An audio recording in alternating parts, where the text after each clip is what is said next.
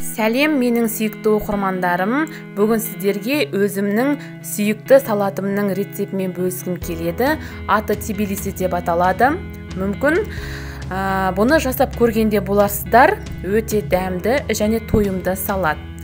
Ал енді осының жасалу жолына келетін болсақ, ең алдымен сиырдың етін суда пісіріп аламыз. Содан кейін пиязымызды жартылай кольца түрінде турап, салатымыз дайын болғанша дейін уксуста қойып қоямыз.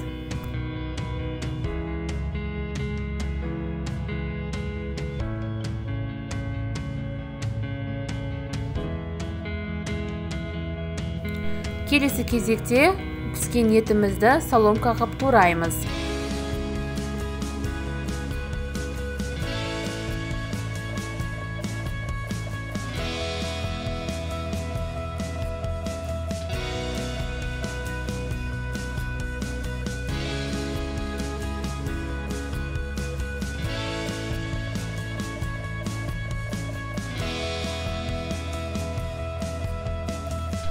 Содан кейін консервіленген ас бұршақты қосамыз. Тәтті болгар бұрышында соломкаға тураймыз.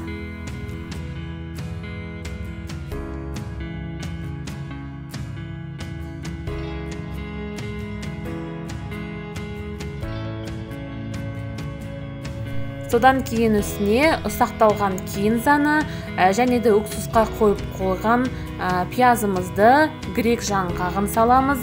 Дәміне қарай тұз, қара бұрыш қосамыз. Және де чеснок, яғни сарымсақ қоссаңыздар да болады. Мен бұл видеода сарымсақ қоспадым. Себебі мендегі жаңағы сиыр еті алдын ала тұздалып, чеснокталған болатын. Чеснокты қоспай жасасаңыздар да өте дәмді. Соңында өсімдік майын қосып, жақсылап араластырамыз.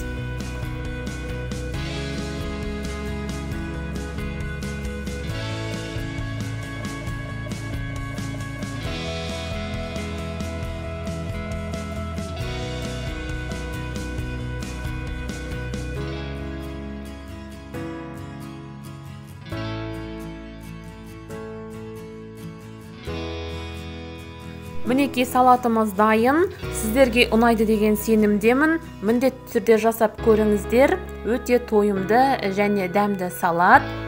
Каналыма жазылып, лайк басуды ұмытпаңыздар. Келесі жүздескенше.